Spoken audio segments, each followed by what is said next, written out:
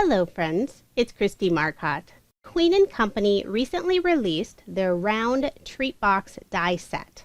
This includes 3 different dies, and with all of these you'll be able to create these darling little gift bags that you can put goodies in, and you can decorate these to personalize them for the recipients. So here are the 3 dies, and on 2 of them there is a faux stitched detail, and you'll see once I cut these out, those are going to be your crease lines. And this very small die, this is just going to be the handle, so you can add some extra detail or use a different paper if you'd like. Now I would suggest using a heavier weight cardstock to cut out the base for the bag. So for my cards, I'm using a 120-pound cover weight cardstock. So here you can see those crease lines. I have the 2 pieces cut out. So you're going to have the front and the back. And on the second piece, you can see that crease line going all the way across right underneath those little scallop tabs. So what you're going to do is fold up all of these pieces. So I'm just going to speed this part up as I fold all these little tabs upward. So once you have those folded, you can take both of those ends and slightly fold them in, just going around the circle on the outside of the little treat box. So now to adhere all of these little tabs in place, I would suggest using some really strong tape. So for this card, I'm using Queen & Company's 1/8 of an inch red line tape. You wouldn't want it any wider than the 1/8 of an inch. If you have a really strong liquid adhesive, that could work as well, but it will need to adhere quickly. Otherwise, you're going to be sitting here holding it for quite a while. So I find that the red line tape works really nicely. So I'm just taking the tape and running it along this outside edge. And then I'll fold up that bottom just to see how far up I need it to go. I don't want it to go any higher, because otherwise some of that tape will be exposed and then it's going to stick to anything you put inside your little box. So now I can remove the backing on the red line tape, and it does overlap slightly, that red line tape, while you're kind of manipulating it around that curve, but that's just fine. So now I'm going to take one of the sides and I'm just working it around the curve of that circle, pressing those little tabs against the red line tape. I'm just trying to make sure I'm following that curve and it's not sticking out on any of the edges before I press it down too firmly. Once I have the first side attached, then I can start working on the next side. So I'm going to do the exact same thing, just curving in that side and pushing all of those little scallop tabs onto the red line tape. So there is 1/2 of the little box completed, and now I'll need to attach the other side. So I've folded in that little rectangle at the score line, and I'm just going to add some ATG on the inside. And then I'm going to adhere this underneath, so I'm putting this on the outside of the box. And then I'll press that firmly in place. And then I'll need to add some of the red line tape for the outside edge, just like I did on the other side. So I'm speeding this part up just a little bit since you've already watched how I've done this. So again, I do fold in the box just to see how high up I need to have that red line tape. So I have it all in place, remove the backing, and I'm going to go ahead and remove the backing on both sides. So now this is just going to fold together. So you have to decide how this will work best. I thought it was easier to lay it down flat and then start working on each of the sides. So I'm only doing one side at a time. I'm holding that second one up slightly. Once the first one's in place, then I can adhere the second. Then I flipped it over, stuck my hand on the inside so I could really press on those tabs. So there is the completed treat box. Isn't that adorable? Just think of all the fun ways you can decorate this. I'm going to show a couple of ways that I decorated my boxes. For the first one, I'm using Queen & Company's Happy Harvest paper collection. I also cut out the one side of the treat box using just some craft paper. Now this is very lightweight. If I had had a heavyweight craft, I probably would have cut out the entire box this way. But if you don't have a heavyweight in all of the different colors, you can just cut out this piece. I trimmed off the handle and then also the bottom part. So now it just has the little front. I used one of Queen & Company's foundation die sets for this scallop circle and also stitched circle die cut. And I'm just going to put some liquid adhesive to adhere those. I'm going to put this right onto the front of the box.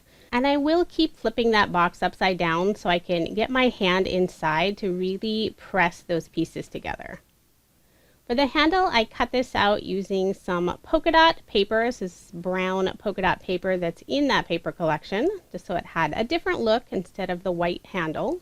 So now I'm going to add a couple of acorns to the front of the box. And I used Queen & Company's Happy Harvest kit for these fun little acorns. So I'm just trying to figure out how I want to place them onto the box. For this main piece, I use the outline die. I'll adhere the acorn on the left-hand side first, and then the second acorn is going to be a little shaker. First, I'll attach the outline die cut. I'm just using Queen & Company's sheer glue to put all of these pieces in place. Now I pulled out the foam piece. I just popped out the center, pulled off the backing on one side of the foam. You can see I keep flipping the little box upside down. It's just much easier to press all those pieces.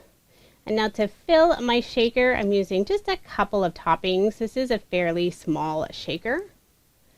And then I'll seal everything in place with the pre-cut acetate. Add some liquid adhesive to the foam, and then I can glue this die cut frame right on top. And I'm just going to hold it in place for a little bit with an acrylic block. Then once that glue is dry, I can attach the top of the acorn. And since it does hang off the very top edge, I want to give it a little more stability. So I used the leftover foam that I had popped out of the center, and I just cut a small sliver. I'm just attaching it right on top of the acorn, and now I can attach that little acorn cap. Not sure what that's called. So now it's not going to droop down on the very top. For the sentiment, I've gone ahead and stamped this out. This is I'm Nuts About You, and I just have this on some white cardstock. But I felt that the white was really too white, so I'm going to tone that down just on the edges using some brown ink and a blending brush. And I'm also going to cut the sentiment in half, and then I'll add a little more ink on those two edges. There's not a lot of space to add a sentiment, so you do want to use something on the smaller side. Otherwise, it's going to stick way outside of this box. I'm going to pop up the sentiment using some regular foam dimensional tape. I just cut some small pieces and made sure to get good coverage. That way one side doesn't droop down at all. And then I'll just adhere those in that open space above the acorns. And now I'll add some embellishment to this little box.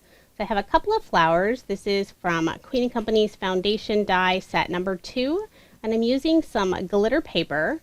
This was sold by Queen & Company, but it's no longer available. I'm going to pop these up using some thin foam squares. I love the color of this glitter. I thought it matched nicely with the paper. Look at that last flower right underneath the sentiment. And I'm going to use some of Queen & Company's Trio Trims in the blue color. And I'm going to tie a piece around, I was going to do the left-hand side, but I changed my mind and I decided to put it on that right-hand side of the handle. So I'm just going to tie a simple bow, and then I'll trim off the tails. I'm keeping my bow fairly short. I'll just trim those off. And then one final finishing touch, I'm going to pull out some of Queen & Company's bling. So I have a few different varieties. I'm using some of their brand new ice flowers. I love these, they're so pretty. Putting the blue in the center of those turquoise flowers, and then I used, I think it's the white one on the orange. And then just adding a couple of the orange jelly gems. So there is my first finished treat box. And these are fairly small. They're about 4 inches by 4 inches in size. Now moving on to my second treat box. I have some watercolor paper and also some Brusho watercolor powder in black. just going to go ahead and spritz the paper with some water. And then the Brusho, I'm just going to sprinkle it all over this wet paper. And this is where you can watch the magic happen. So Brusho powder is a mix of watercolor crystals. And I love the black because it has all of these different colors in it. And as long as you don't mix it up completely, you're still going to see those other colors. So you can see that orange and the blue. And I just keep adding more powder, adding more water until I get the look I like. I'll also use a paper towel and dab up some of that excess. So here is that paper all dry. And I'm using one of the foundation dies to cut out this stitched circle die cut. So there is my background, which is going to be a little galaxy. I used some of the glitter foam. This is self-adhesive, so I just pulled off the back, cut this out in the black color. And then just to add a little more shimmer to the box, I cut out the handle with some black pearlescent paper. So I'm just going to glue that right on. And since I'm going to be gluing the watercolor paper onto this glitter foam, I decided to use my art glitter glue. This dries really quickly. So I'm just going to figure out what direction I want my galaxy, and then I'll just press that in place. And then while I let that dry, I'm going to start working on the shaker. So I'm using the space-shaped shaker kit. Decided to do the planet. When I was trying to decide what other shaker image I wanted to add to my next treat box, my daughter suggested the space. So as soon as she said that, I thought of the Brusho powder, and then just the whole box came together in my head. So this one was really fun to make. I'm using the orange polka dot paper from Queen & Company's Petite Patterns for my Saturn planet. I had the outline die, attached the foam, filled it with some shaker toppings, and I'm just gluing that frame on top. And now I can figure out the placement for the planet on my little treat box. So I'm going to put it more on the upper left-hand side. I'm going to add some sheer glue on the back, and I put plenty on there so it's going to stay in place. And I'm going to set that aside while I work on another element. So this time I'm going to use Queen & Company's foil. I'll also be using their Gloober sheets. These are basically a 6 by 6 inch size of double adhesive. So I'm just cutting out a small piece, and then I also have a small piece of cardstock. The Gloobers have a white backing and also a clear backing. So I'm going to remove that white backing first, attach this right onto this cardstock, and then to remove the clear backing, I'm using a piece of Scotch tape. Just rub it on the edge and pull that backing piece right off. It's the easiest way, otherwise sometimes that backing is really hard to move. Now for the foil, there is the shiny side and then a matte side. And so you're going to put the matte side down, and Queen & Company's foil adheres to anything sticky. So this is a perfect solution for red line tape. You can use it on the Gloober sheets. You can even attach it to their foam. These are very easy to use. Once you lay the foil on top of the adhesive, you just give it a nice soft rub, peel it back, and if there's any little spots that get missed, you just take that leftover foil and touch it on top, and that'll fill it all in. Now I'm going to use some star dies. I just laid them right on top and ran them through my die cut machine. Now I have two beautiful sparkly stars. So I'm just going to put those in the lower right hand corner. I'm going to pop them up using some thin foam squares. It's so fun adding all of the different dimension onto this treat box. So next I'm going to work on the sentiment. So I'm using the stamp set that's included in the space kit. The sentiment is "You are out of this world," and I'm going to do some heat embossing. I'm using some gray cardstock. I pre-treated it with some anti-static powder, and then I'm just going to stamp the sentiment using some Versamark ink.